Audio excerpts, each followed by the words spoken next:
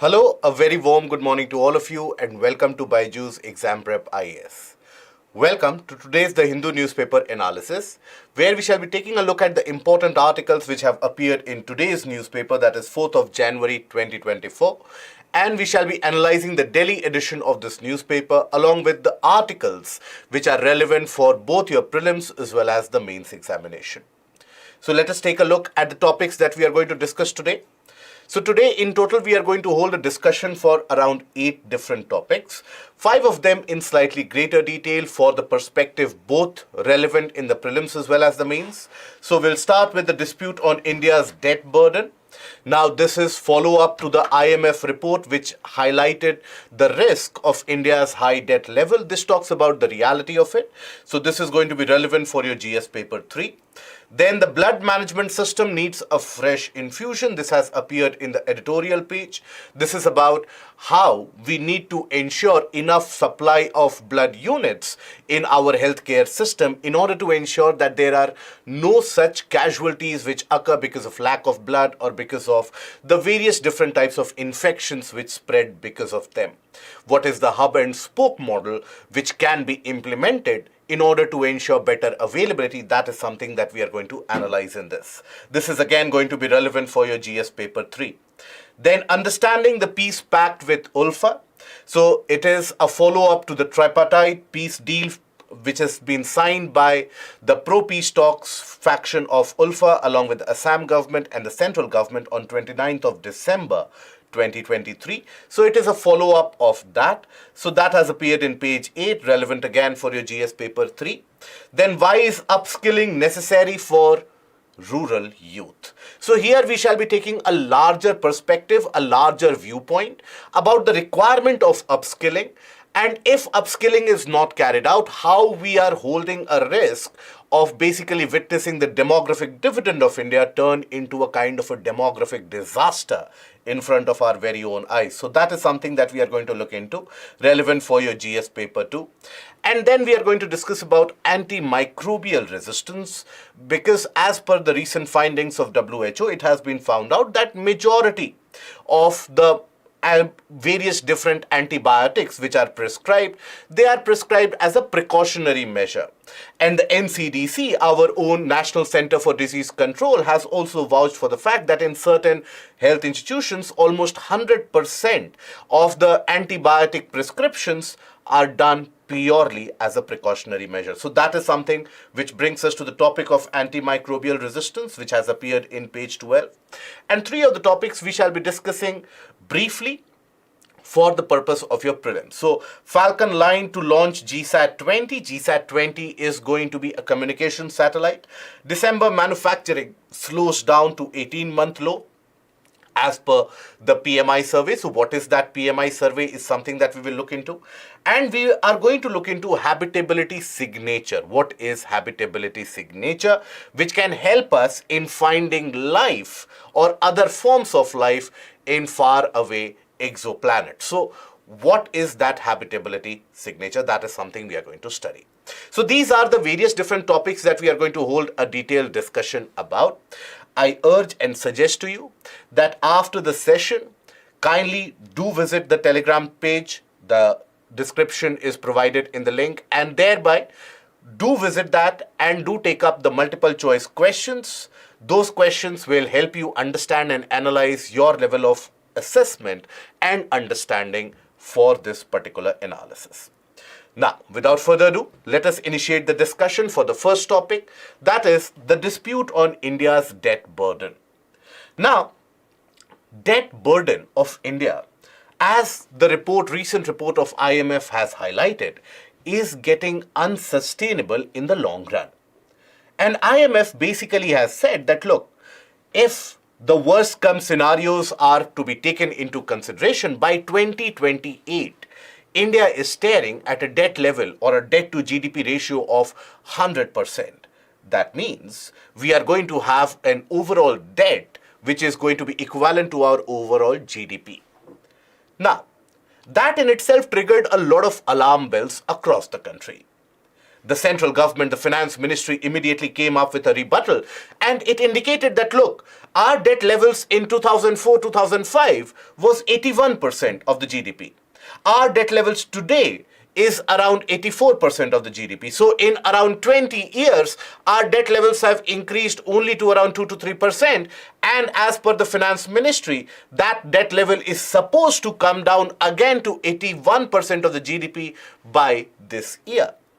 So as far as the central government and the finance ministry is concerned, there is no point to worry, or there is no issue for which we should have a kind of a worrisome future. But having said that, let us understand what this IMF report says and what is the problem with having a high debt. Because if you consider the countries of the world, it is not as if all the various different countries have a lower level of debt. If you compare Indian economy with, let's suppose, an economy such as China or Japan, our debt levels are significantly lower. So, what is that issue of debt burden? Why is it that developing nations, they face that perpetual issue of having a high amount of debt and the implications of it? So first of all, talking about the issues pointed by the IMF. So while one of the issue about the debt burden made national headlines, the other issue was largely ignored because people did not associate with it that much. But basically, there were two issues pointed out. One, concerns over the long-term sustainability of India's debt. And it predicted that in the worst scenario, if let's suppose the global scenario or the global economy doesn't improve, doesn't benefit, then in that scenario, by 2028, India is going to witness around 100% of debt. In the sense that debt to GDP ratio. Presently, it is around 84%. And that is where the central government has come out with a rebuttal that in the year 2004-2005, the debt level was around 81% of GDP. Now, it has said, it has argued that again in 2022 to 23, it will again be brought back to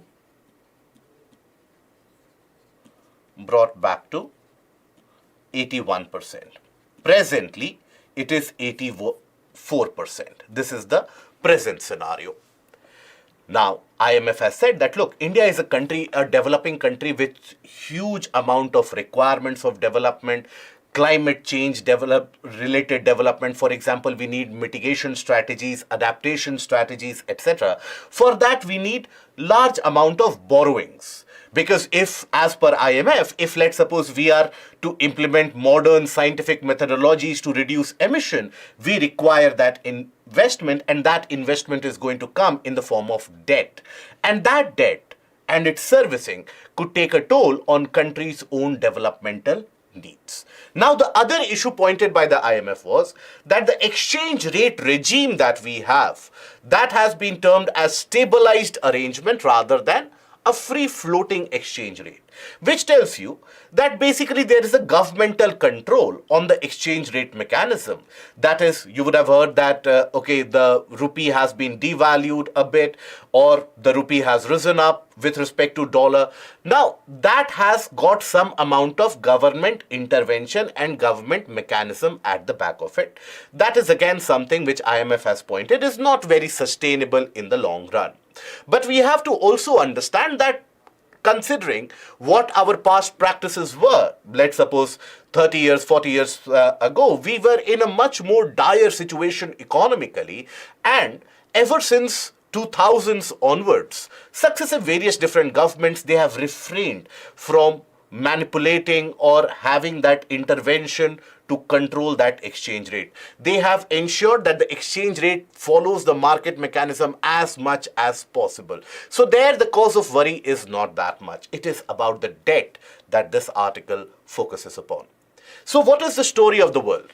Is it the case that in only India the debt levels are very high? Let us take a look into it. So across the globe, the debt levels have almost quadrupled in the past couple of decades. The estimates or the reports indicate that the global debt levels in 2022 were close to around $92 trillion, but then some of the estimates indicate that they have increased to $97 trillion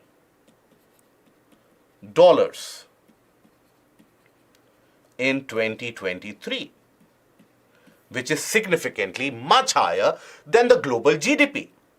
Now, majority of the global debt, if you take it into consideration up till today, majority of the global debt is by developed nations and other nations. Developing nations, they have only 30% of the share of the global debt. Out of that 30%, it is interesting to note that amongst the 30% of the debt by the developing nations, 70% of it is by the countries of China, India, and Brazil in itself. So that tells you that amongst the overall proportion of developing nations, China, India, and Brazil, they hog the maximum amount of debt. Now, in the past decade or so, the global debt level or the public debt levels amongst the developing nations has increased quite significantly in comparison to the developed nations. Right? And public debt has increased faster in developing nations. Now, this is the scenario of the world. If you take a look at this particular graphical representation, this is a representation of the overall debt levels. Now, you will observe that the debt to GDP ratio, for example, in Japan, the debt to GDP ratio is 255%. In China, it is close to around 200% again. So here, if you take a look at the debt and the share of debt across the globe, US alone makes up for around 35%, 34.2% of the global debt is by the United States. But for United States, borrowing and taking debt is very different than, let's suppose, India borrowing some money for developmental requirements. We'll come to it. So US makes up more than 1/3 of the world government's debt at around $33 trillion is the debt level in US. In China, the China share of the global debt in itself is around 15%. Japan is at around 11%. India is still at a meager 3.15%. So per capita conversion of that debt, if you consider, India is at a significantly lower position. If you consider the top few countries with high levels of global debt, obviously you don't want your name to figure out in that list, but there you have economies such as the US, China, Japan, etc. India doesn't figure out in that. But then, if countries such as US and Japan, they have a larger debt level, still they are borrowing. Why is it problematic for a country like India to borrow in that background? Understand that. And there's a disparity between developed and developing nations when it comes to borrowing. For example, think about a kind of an analogy. Let's suppose a poorer individual goes to the bank, wants to borrow some money, right? Now the bank will have 50 types of questions. The bank will basically pose certain type of interest rate which the poorer person has to accept. And let's suppose a big industrialist walks into the banks will welcome them. Maybe provide some handy loans on the sides as a complimentary gift itself. You never know. So it is a scenario which might not be true for our public sector banks or our national banks, but it is true for the global financial institutions. When developing nations and poorer nations go to their doorsteps to ask and borrow money, first of all, the interest rates are very high. Interest rates charged are very high. So for the same amount of money, just to give a simple comparison, for the same amount of money borrowed, let's suppose India borrows $100 billion and let's suppose US borrows $100 billion, India is going to pay a much greater amount of interest on that $100 billion as compared to the US. Then, Secondly, you will also observe that there is a significant amount of variation in terms of tenure and also the conditions for the servicing of debt. They are harsher on the developing nations. So conditions imposed for servicing of debt.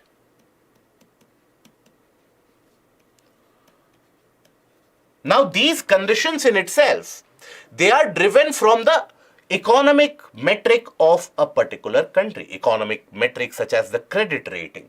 What is the credit rating that a country has?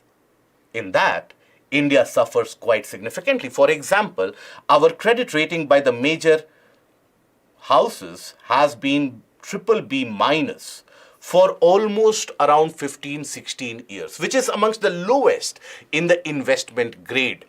That means naturally more funds are not driven to India. Right? If more funds would be driven to India, naturally more investment would come into India, then debt servicing would have been much easier. Now our poor credit score has not been revised by many of these particular rating agencies such as Fitch, S&P, etc. Meanwhile, economies which are doing much worse in the developed world, they have got a rating of AAA or somewhere much higher than India. So that also significantly ensures that our debt servicing conditions are more difficult. Our per capita income is low. A low per capita income basically means, again, a country is judged or is asked for a higher interest rate payment. And this is where the developed nations, they benefit out of it.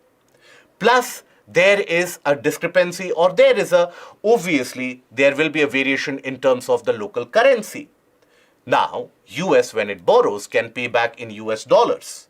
India when it borrows in dollars, it has to pay back in that. So it always depends on the currency fluctuation. So currency fluctuations are again a major impediment.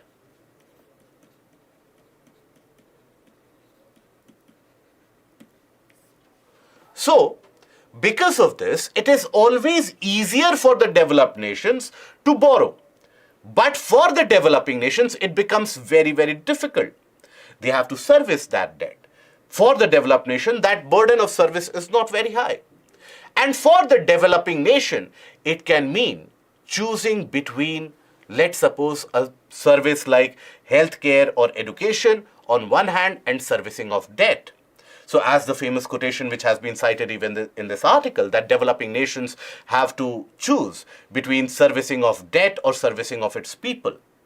Because substantial amount of GDP, sometimes even in certain countries close to 10%, 20%, and in certain cases even 30% of the GDP is spent only in the servicing of debt, means repayment of interest and other loans. So, what is the impact of high debt, particularly in the developing nations? It is a drag on development because obviously you cannot have as much finance as you require for the capital investment, for the developmental activities. There is going to be a limited access to financing.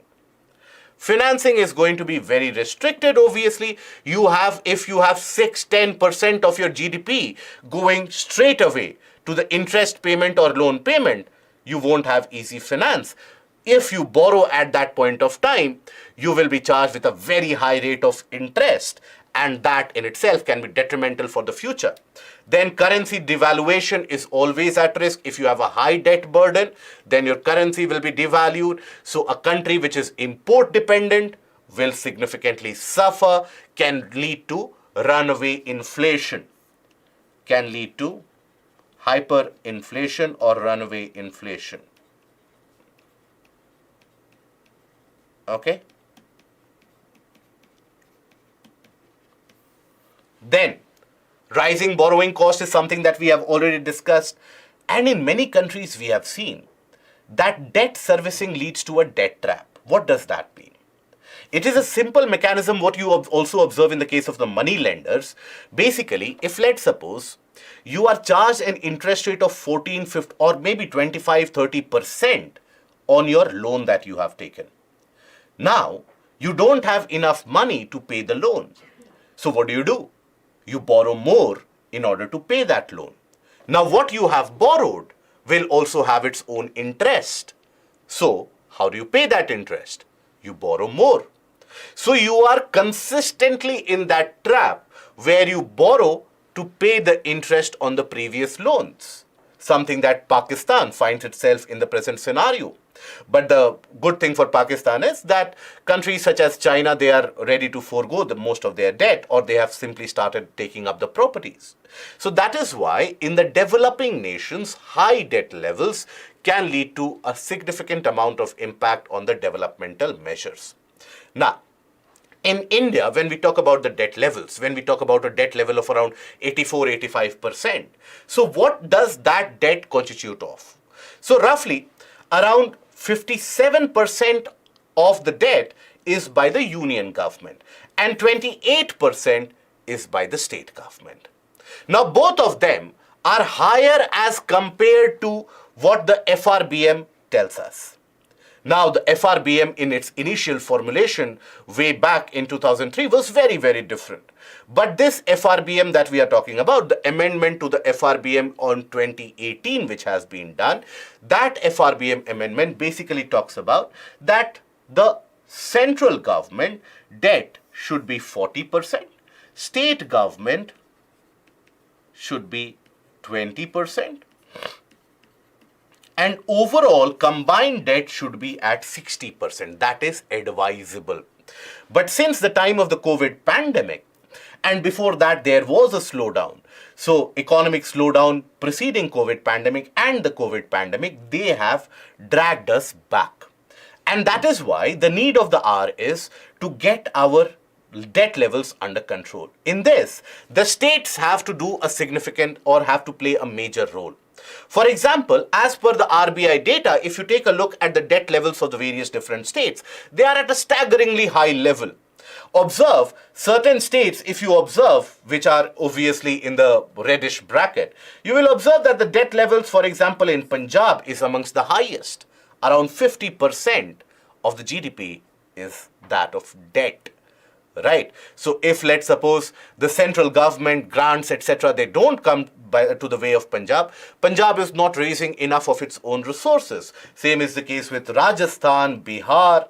Then you also have Arunachal, Meghalaya. Now, in the case of Arunachal, Meghalaya, and for example, Nagaland, Mizoram, etc., it can be understood that there you don't have enough resources to raise the revenue. But when it comes to Himachal, when it comes to Punjab, when it comes to Bihar, Kerala, that is where the issue is problematic. Then comes the high-risk states. Now, these are potentially disastrous states where the debt levels are at a disastrous level. Then high-risk states such as Uttarakhand, Uttar Pradesh, Jharkhand, West Bengal also at a staggeringly high figure. Now, all these debt levels, if they are controlled, these states have to be responsible. And with the election season coming in and the election year coming in, the states have to ensure fiscal prudence and fiscal management. They have to ensure that the revenue expenditure of the states, they go down. Revenue expenditure means the day-to-day expenditure in the form of wages, pension, etc. If that is brought down, the capital investment is increased or the capital expenditure is increased, that can yield long-term dividend. So that is what we should follow, and we have to be much more careful in this particular election season, in the season of promises, oftentimes fulfilled and unfulfilled. So that is basically the scenario or the topic in detail. Now we move on to the second topic. So the second topic, which has appeared in the editorial section, is the blood management system needs a fresh infusion. Now this article basically talks about the fact that when we talk about any of the pandemic, for example, the COVID pandemic, blood infusion or that blood requirement was quite significantly felt. In fact, during the time of the COVID pandemic, the entire healthcare system across the world required a re-evaluation. Many of the countries are still in the process of doing that. In India, we have also done that to some extent, but more re-evaluation and more assessment needs to be understood and improvements need to be made. Now, this article highlights that while we are working on the improvement of the public health system, blood transfusion and maintenance of enough amount of blood units, that is very, very important. Why? Because if you take a look at the issues created because of the shortage of that blood and the supply of blood, basically various different scheduled surgeries, they are put off or they are put at risk, making many or creating a life endangerment for large number of population. Then accidents, trauma victims. Now there the requirement of blood is immediate, and if immediate blood supply is not given, there is a risk of losing lives as well. Many of the lives every year in our country are lost because of the lack of supply of suitable and adequate type of blood unit. Then treatment of conditions such as cancer, thalassemia, etc., that also gets impacted. Expired blood supply. Now, if the limitation or if the availability of blood is limited in the hospitals, many of the people, what they do is they access the black markets. Now, in black markets, which are prevalent across the entirety of the country and even across the entirety of the world, you get various different types of blood. The adequate supply or whatever is the suitable blood type, the antigen type, etc. That is something that you can fetch from the black market. But the problem with the blood supply from the black market is, first of all, it is exorbitantly costly, which means what? It is in a way disenfranchising, for it can create a kind of a divide between the haves and have-nots. The poorer people, they under no circumstances will have the wherewithal to pay for that blood. But let alone that regard of economic disparity, if you put it aside, there are risks to life. For example, in the lack of enough adequate and measured and certified blood supply, you also have the situation where infected blood with certain types of virus, for example, HIV or syphilis, that is supplied to many of the private hospitals. Then you also have the expired blood. For example, the health ministry in the parliament, basically they submitted a report that in the 2 years from 2015-16 onwards, overall there were 30 lakh units of blood which had to be dumped because they were past the expiration date or there were various different viral infections to be found in the blood. Now this is as per the controlled measures. Imagine what will happen or what would be happening in the black market scenario, and many of the private healthcare centers, they borrow this blood or take this blood from the black markets. So there is a risk, huge amount of risk. India overall has improved its mechanism due to various different campaigns, etc. It has improved its mechanism of blood collection. So as per the government records, there had been a collection of around 1.27 crore units in 2019-20, but still we faced a shortage of 6 lakh units. Now 6 lakh units in front of 1.27 crores might not seem that monumental. But if you think about it, this 6 lakh units, a timely supply of this could have saved tens of thousands of lives which have been lost due to accident, due to trauma. So that is where blood supply is needed.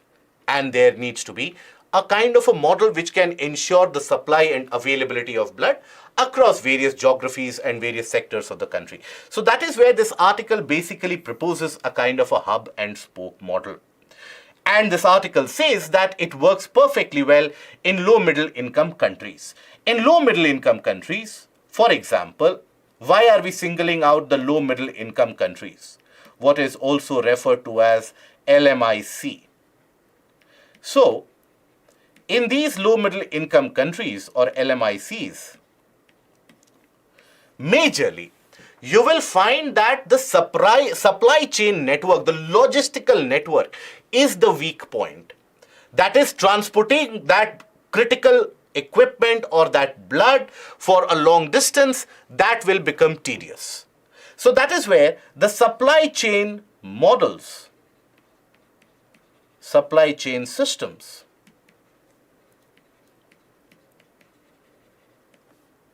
provide a bottleneck.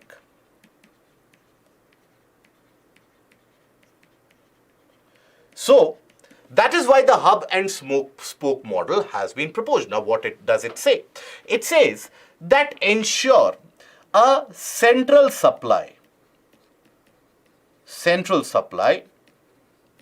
maybe at a district level or 2 to 3 districts together. Let's suppose you maintain it at a district level. Now, here, whenever required, you can supply this. Here, you can also ensure quality maintenance, quality control can be ensured if you are having a central supply. So, this can ensure quality control. Quality control, first of all, that is very important in health standards. Then secondly, what can be the benefit? Supply can be given as per the demand.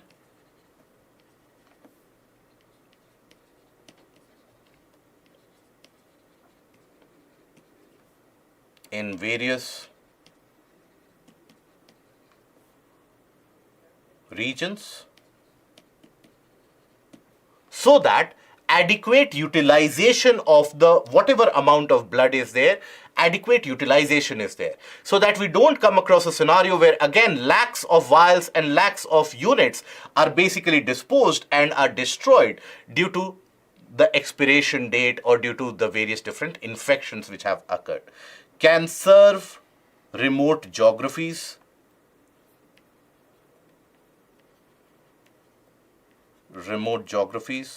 or remote geographical areas, right? Then this will also ensure optimum utilization at the central level, where you can maintain a demand and supply curve to be monitored perfectly, so that it is much easier to control the demand and the supply at the central level as compared to individual districts. This can in itself be monitoring the various different tehsils, talukas, blocks, etc. But at the district level, it is much easier to maintain the supply. Easier to maintain supply and ensure real-time monitoring.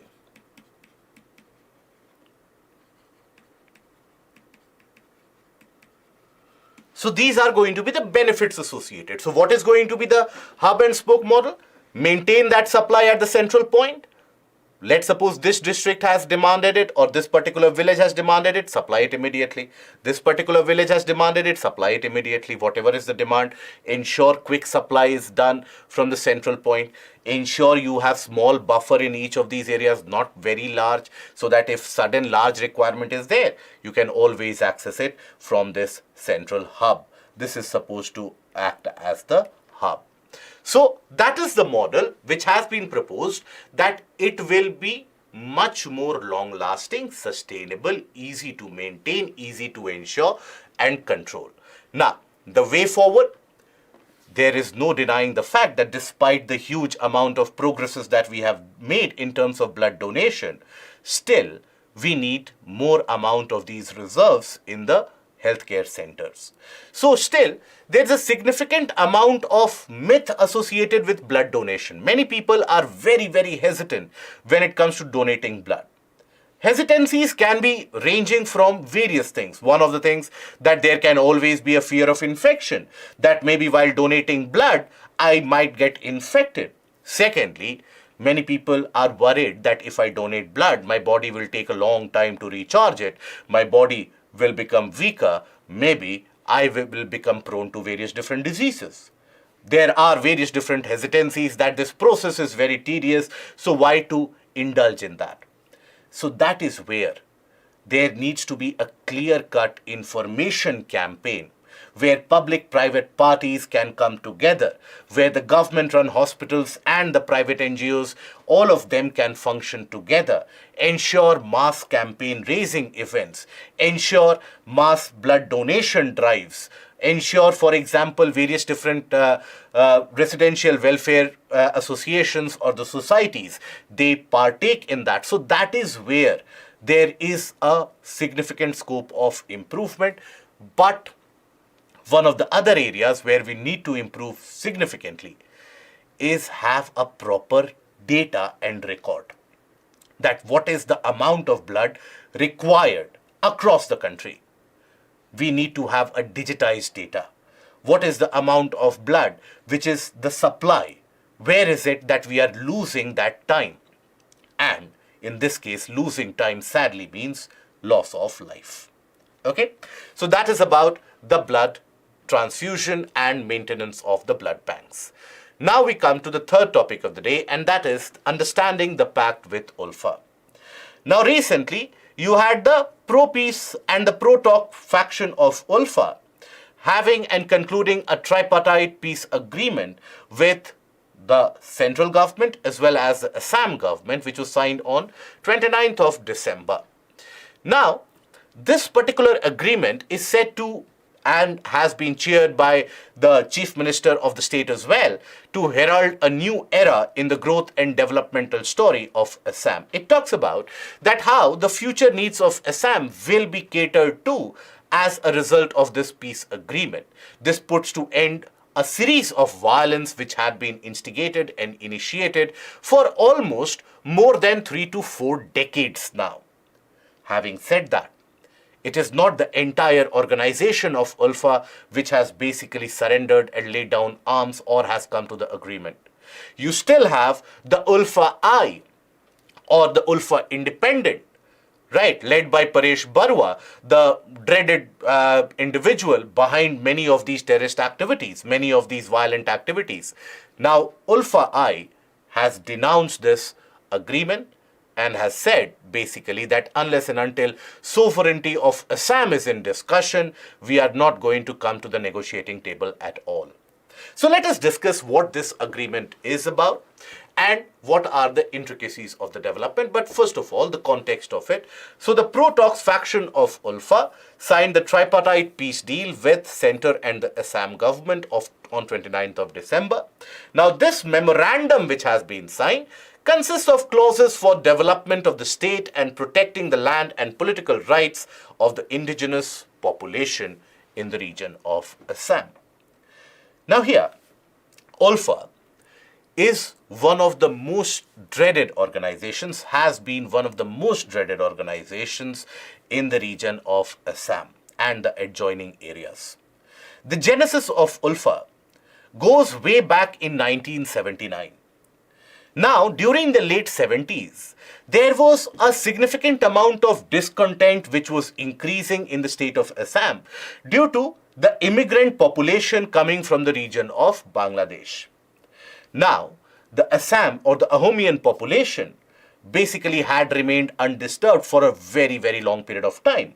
And that is when the sudden influx of the migrants from Bangladesh and particularly of a particular religion that posed a kind of a threat to the demography and the demographic constitution of Assamese population. The Assamese, local Assamese population, they are worried that the entire demographic division can get disturbed. And the population, the immigrant population coming in terms of lakhs, they will displace the local population in terms of resources of the state, in terms of the state jobs, etc. That is when in 1979, you had the anti-foreigners Assam agitation. And this anti-foreigners Assam agitation was particularly targeted against the Bangladeshi immigrants, to be very particular. Now, eventually this agitation was embroidered in a lot of violence, significant amount of protest at the street level, at the university level, that gripped the entire state, leading to the 1985 Assam Accord, which in itself is termed historical. In fact, the entire genesis of the present-day AGP, the Assam Gana Parishad, lays back or goes back to the 1985 Assam Accord.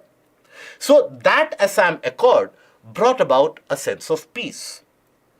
But you had certain sections in the state, you had certain amount of people in the state, and they formed a kind of a violent group. Amongst them, you basically had Paresh Barua, Anup Chetia, and Arvind Rajakova. They formed ULFA on 7th of April 1979. And their aim, their goal, their objective was to establish a sovereign state of Assam with some of the neighboring districts of the neighboring states in the northeastern region. That was their goal. Now they started carrying out a string of various different militant attacks on the population, against political leaders, political establishment, as well as against the armed forces and the police personnel. Now these attacks, they kind of surpassed each other in terms of how gruesome they were and the amount of lives that they would claim. So much so that imagine way back in 1990, you even had the US government sanctioning this ULFA as a terrorist organization. Indian government banned ULFA around the same time. But activities of ULFA were significantly increasing because Paresh Barua and Anup Chetia in particular, they are said to have had a continued financial and tactical backing from the ISI of Pakistan as well as from the PLA in China. Now, due to the contiguous borders, these individuals and miscreants always had the facility to sneak into the neighboring region. That is why you need to understand the map of the state. Now, Assam basically shares its border with Bhutan and Bangladesh. So immediately, and this bordering area of Bhutan with Assam is very densely forested. It is this region where you have all these protected areas that you would have studied in environment ecology under Manas. Dibru Saikova is to the east of it, but the region around Kaziranga, Manas, Orang, all of them are situated in this nearby vicinity. So tiger population, rhino population, elephant population, all of them are found densely forested. So through these dense forests, people could sneak into the region of Bhutan. Many of these miscreants of ULFA, they could sneak into Bhutan. Paresh Barua in himself, he is said to have moved to Bangladesh and living there very peacefully under the patronage of ISI, and obviously the Khalida Zia government of Bangladesh provided that kind of a protection.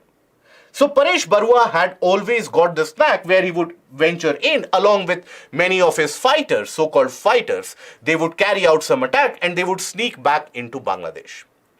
They also found very fertile ground for refuge at the Indo-Myanmar border. That is where, with the help of the logistics established by the PLA, the weapons provided by them, they could recharge, replenish, hide away from the watchful eyes of the security agencies and come back and attack. So it was very difficult to bring ULFA or to get ULFA in control. Various other militant organizations which came in the meanwhile, which sprung up in the meanwhile, they could be controlled. But ULFA, because of its wider following, the larger number of fighters that it had, and the resources to immediately move to Bangladesh, Bhutan, as well as Myanmar, provided them with an advantage. But slowly and steadily, the tides started to turn. And that is when, initially, you had the case where Bhutan, along with the Indian army, the Bhutanese army basically launched an action to clear the forested areas. That flushed many of the militants to the Indian side. And that is when many of them were gunned down or they were immediately imprisoned. It was in the 90s itself, late 90s, where more than 1,000 fighters of ULFA had been arrested. By the time of the early 2000s, this number spiked up because Bhutan had started flushing them out into India.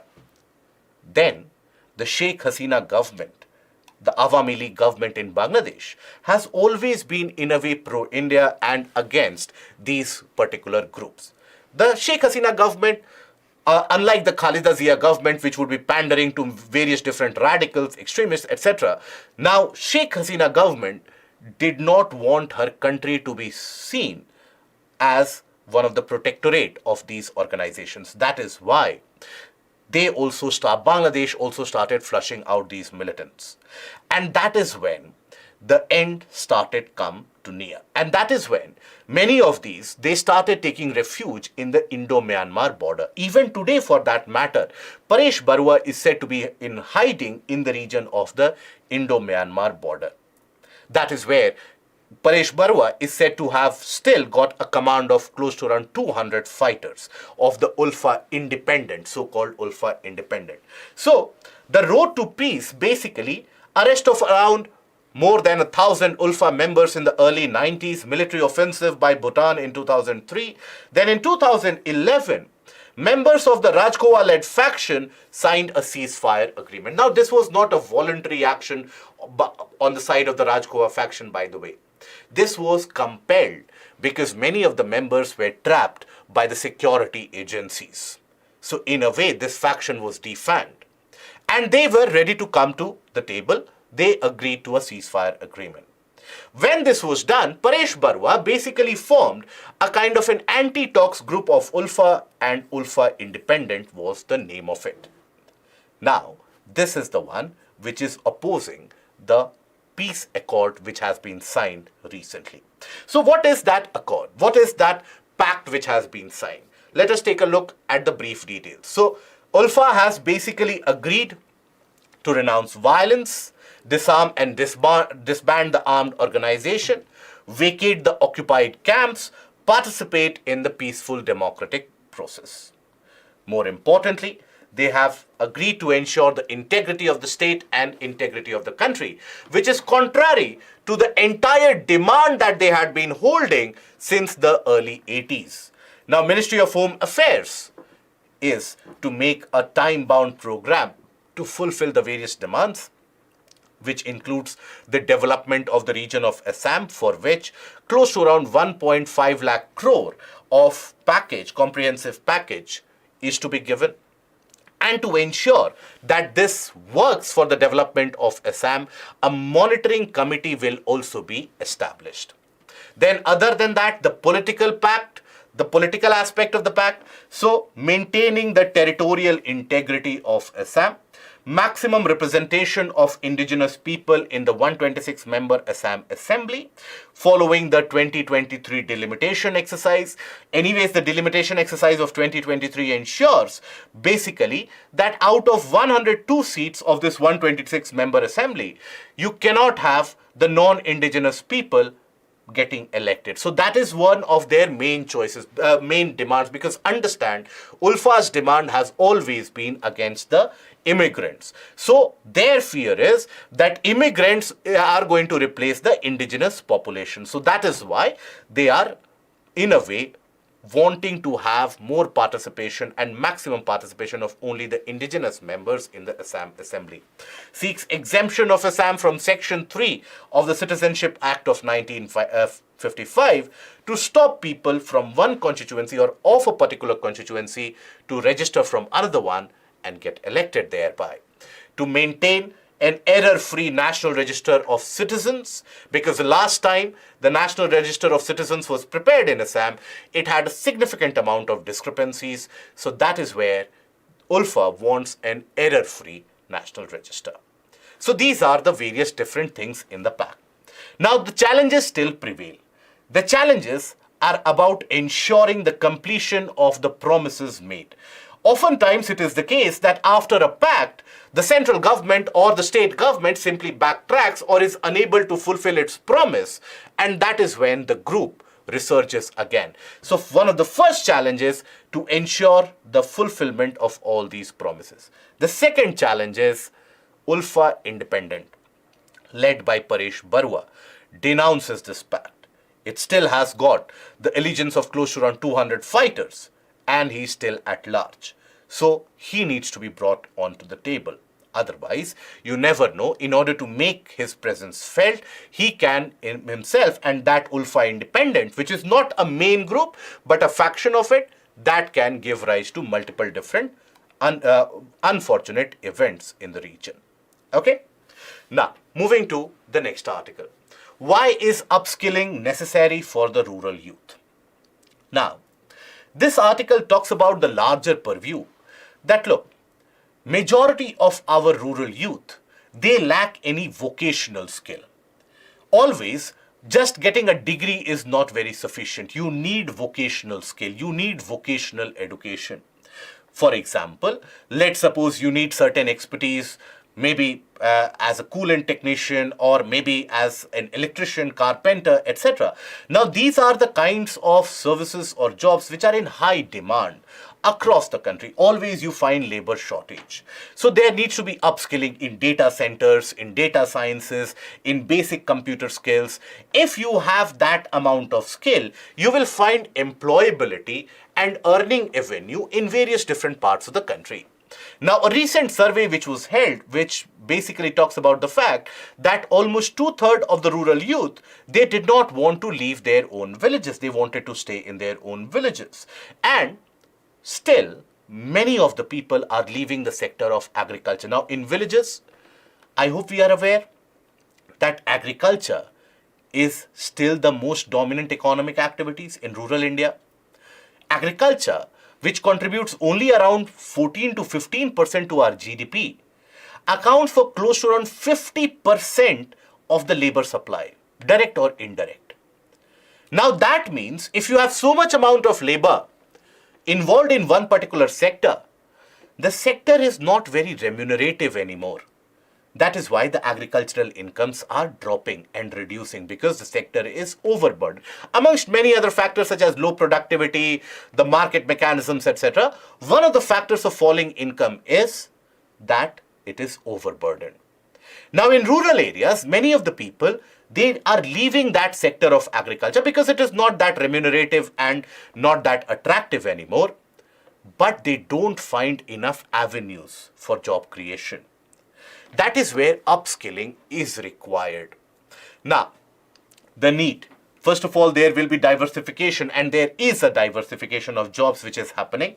As per NSSO data, 34 million farmers left the agricultural sector in the time period between 2004 to 2011-12 because agricultural incomes are falling.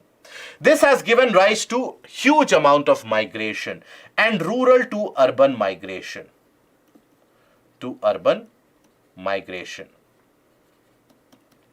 As per reports, the UN, basically it estimates that 50% of our population will be urban by 2047.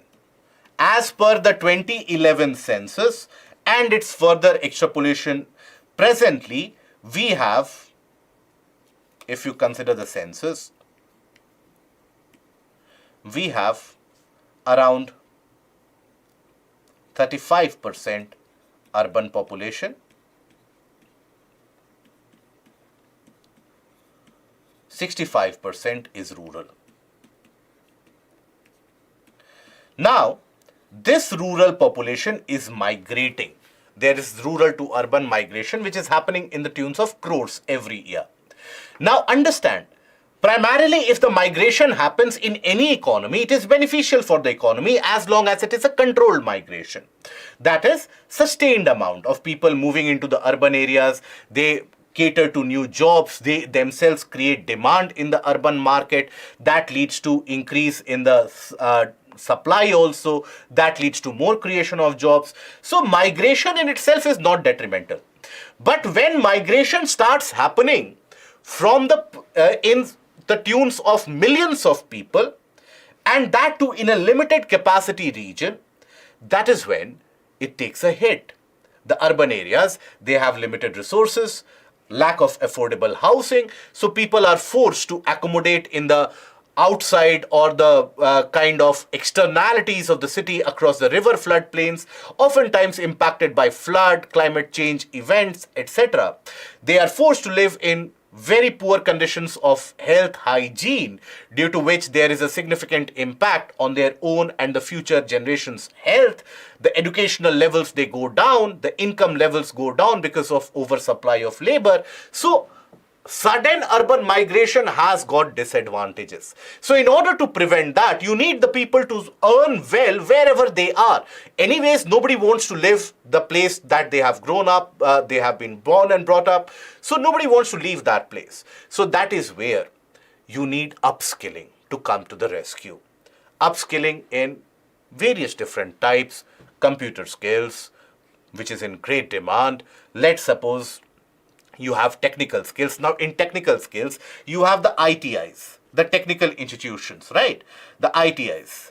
Now, these, many of them have a good curriculum, but placement is not at all there. So why will a person spend there if that person knows that I won't get any better situation in my life as I'm facing now after completion of the course? Nobody will do that course. That is why the ITIs, they need to have a better industry linkage. That is when the government and the private partnership can come to the table. The private firms can also design their own curriculum for upskilling activities and exercises. In the era of remote working, this can come to a significant help. So here we can take the example of certain areas and certain countries where this vocational training is being provided with great alacrity and a significant amount of efficiency. One is the case of the teleschools in the region of Mexico.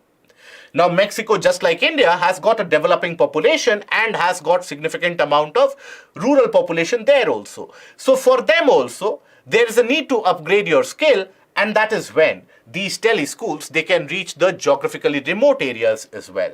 So with the advent of a very cheap internet and per capita consumption of internet being very high, we need to have these teleschools, and those can be utilized. Eventually a certification program or a kind of an examination can be conducted at the end of it, and that can be linked to the placement activities. Now, Bhutan, for example, has also worked because Bhutan represents the kind of geography that many of the areas in our country represent, which is isolated, where reaching one place to another is not easy. So that is why Bhutan basically in its school curriculum itself has induced that aspect of vocational training. We need to take one of these measures. If we don't take any of these measures, we are staring at a risk where that large population remains unutilized, and the joblessness and unemployment rates, they keep on going higher. So in that case, we are going to get stuck in that mid-income trap. Various countries in their path to growth, they have to transition from that low income, they transition to the mid income, and then go to the high income level. Many of the countries, in the meanwhile, they are unable to transition from mid income to high income because the amount of jobs and the type of jobs which are created are of very low quality. Unskilled jobs. So unskilled jobs will never give you enough money. If you don't have enough money, you won't be requiring, let's suppose, an air conditioner or a refrigerator or a motorcycle in your house. You won't be requiring that.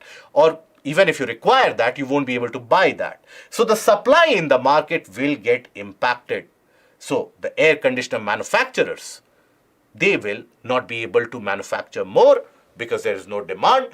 And when they are unable to manufacture more, the high level jobs, the high paying jobs, their creation also reduces. So overall, the country gets trapped in that middle income.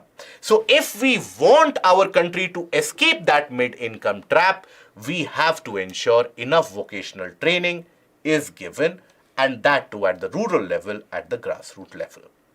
Now, that brings us to the next topic, and that is 55% of patients given antibiotics only as a preventive measure, not as a curative measure, as a preventive measure. The difference? The difference basically is that if, let's suppose, I'm suffering from a disease, then I take an antibiotic. That is to cure. But let's suppose I'm feeling a bit of a flu, maybe cough and cold, and I've taken an antibiotic so that it doesn't aggravate. That is preventive. Now, preventive antibiotics are being administered in large ratios, in large proportions across the healthcare centers of the country. And that holds significant amount of potential dangers. One of the most significant danger is the antimicrobial resistance. So straight away, rather than getting entangled in the data pointers, straight away we are going to look into what is antimicrobial resistance. So basically, when you have various different types of antibiotics which are administered very, very frequently, the pathogens such as, for example, the bacterium, the fungi, the viruses, etc., they modify themselves in order to adapt to those antibiotics. And over a period of time, these bacterium, these pathogens, they become resistant to the drugs. So as a consequence of that, maybe earlier you were suffering from a flu. Now you continue to take so much amount of antibiotics considerably. The flu virus has become immune in that region. The flu virus has become immune to that antibiotics now. Now that flu virus is much stronger as compared to before. Now when that flu will attack you, you will get much more sicker. And in fact, the normal drugs won't work. Many of the times you will have to be hospitalized and you will have to be given a much higher grade of antibiotics. So this cycle oftentimes ends very badly. So that is where WHO has been highlighting for some time now about the requirement of controlling the administration of these antibiotics or ensuring that antibiotics are given only in the most dire of the circumstances.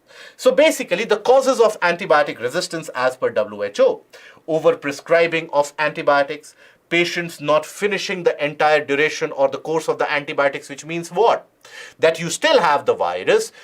By the time the virus, all of them are not killed. Now your body has got antibiotics also. So the virus has got time to acclimatize itself to those antibiotics.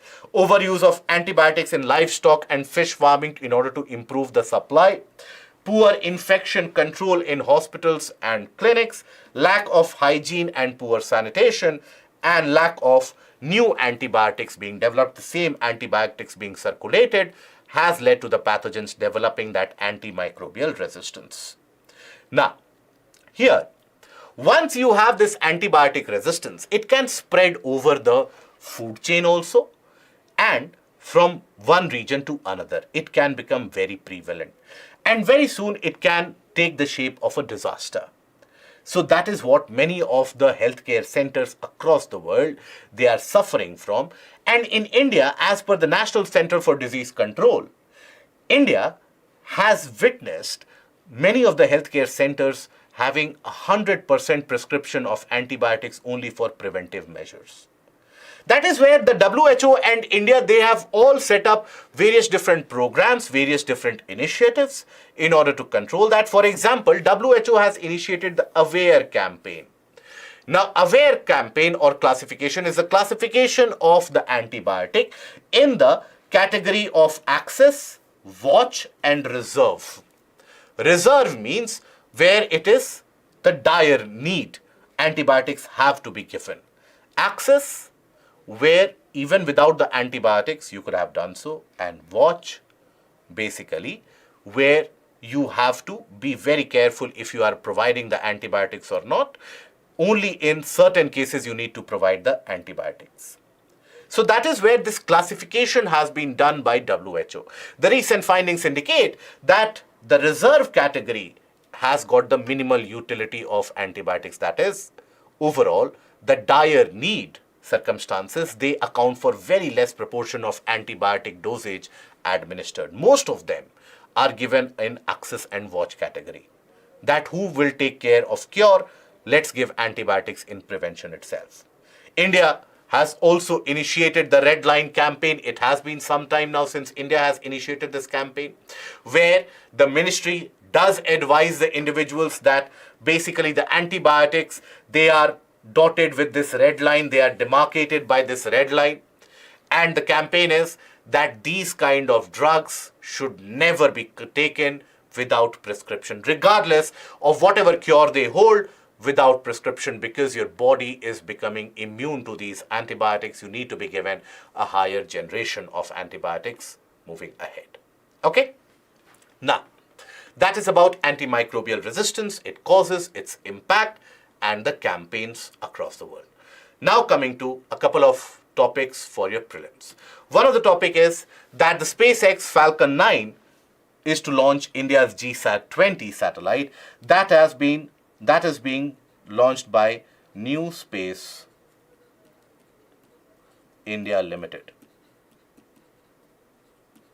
That is NSIL. Now, NSIL is basically accountable and responsible as per the government mandate. So basically, the NSIL was mandated to launch, own and operate satellites in demand-driven mode. So as per the demand of the market, you have to create the satellites and launch these satellites. Now this is being launched on top of the Falcon 9 as per the agreement between SpaceX and NSIL. That is why it is being launched. Now this is going to be a kind of a communication satellite. This GSAT 20 is going to be a communication satellite. Now here, majority of the communication has already been booked by the Indian communication players. So that is all that you need to know. So it will basically be a kind of a Ka band communication satellite with a high throughput, okay, which allows for a coverage of the entirety of the region, geographical region of India, along with Andaman, Nicobar and Lakshadweep with reliable communication. Now, then coming on to the next topic, and that is the December manufacturing slows to 18-month low, PMI survey shows. Now, what is this PMI survey, by the way?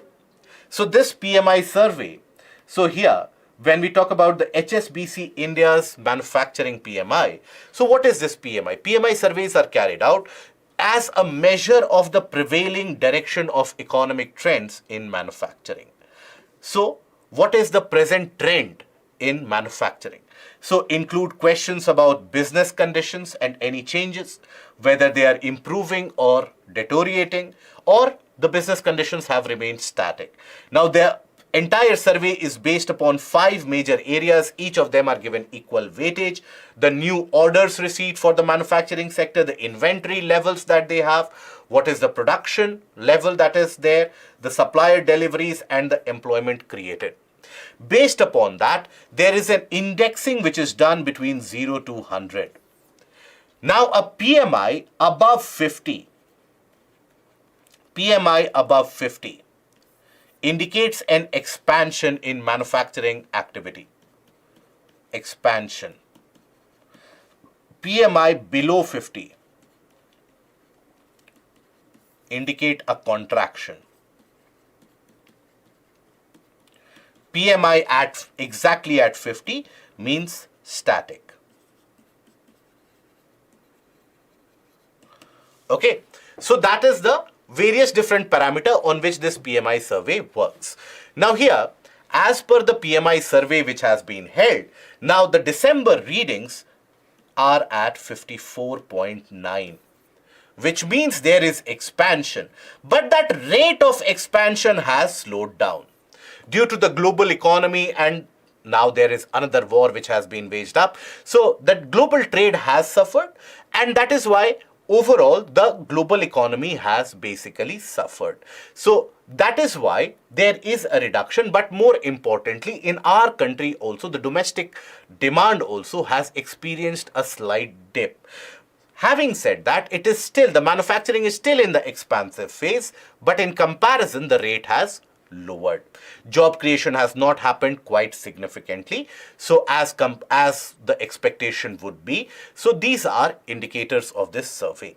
Now here you don't need to know the data, learn the data, you just need to know what this PMI survey is, what a PMI score of more than 50 or less than 50 indicates.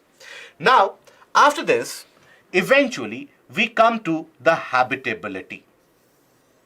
Okay, now what is the habitability quotient, habitability limit? So basically, the scientists, they have found out they have come across one of the mechanisms which will help them understand the habitability of any planet.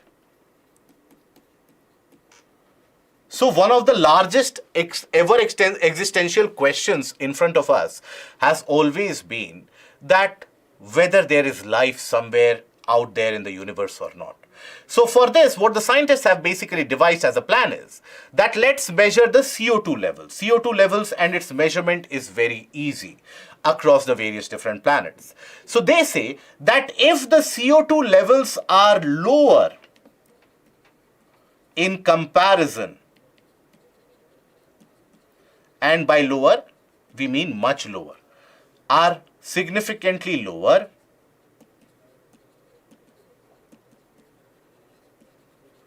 in comparison to the surrounding planets, means what? It means that there is going to be some or the other reserve or a sink which is consuming that CO2. Maybe an ocean. Oceanic water consumes CO2 directly from atmosphere. A substantial chunk of CO2 is consumed from atmosphere directly. For example, let's suppose the trees, the vegetation, they consume that CO2 directly again from the atmosphere. So if you compare Earth and Venus, almost similar, but Venus has got very high amount of CO2. Earth at one point of time had very large amount of CO2, but the advent of the green vegetation, the process of photosynthesis, and also the presence of liquid water means that CO2 is getting absorbed. So the implication of this, if the CO2 levels are very low in a particular planet, why could it be habitable? Is because there must exist a sink like a liquid ocean or a biomass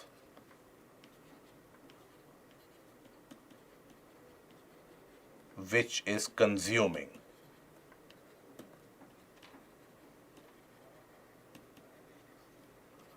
the CO2.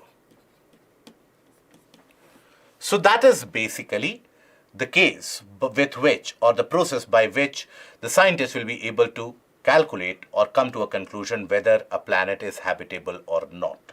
Obviously, it has to be in the Goldilocks zone.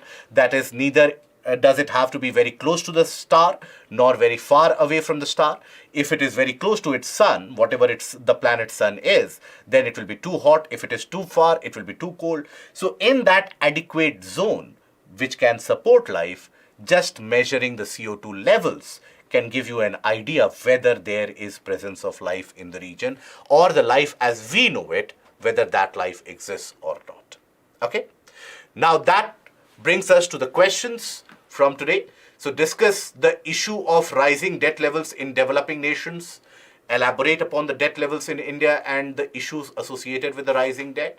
So here basically you have to talk about the rising debt in the developing world. Over the past decade, it has increased. The fact of a discrepancy between the developed and a developing nation because of that debt. Then the second part of the question talks about the debt levels in India. You have to talk about the debt levels in the state and the central government. What is the requirement as per the FRBM? And also eventually you have to talk about how we need to control the fiscal expenditure in various different regions, states, revenue expenditure you need to control. And then also, what are the implications of high debt levels in the developing nation? That you have to elaborate with example. What is antimicrobial resistance? Discuss the causes and impact of it, particularly in the developing world. Just a brief definition of antimicrobial resistance, why it happens, the causes, the impact across the entirety of the food chain. Across the developing nation, it can harm or damage the source of income. People fall ill. So as a result of that, it can push a particular family or a household into poverty. These factors you elaborate and conclude the answer with the proper suggestive measures if you can do that. So that will be all for today's analysis. I hope the session has been helpful and meaningful to you guys. Tomorrow, we meet again and we discuss about the analysis of the newspaper tomorrow. Till that point of time, take care of yourself. Goodbye. Thank you.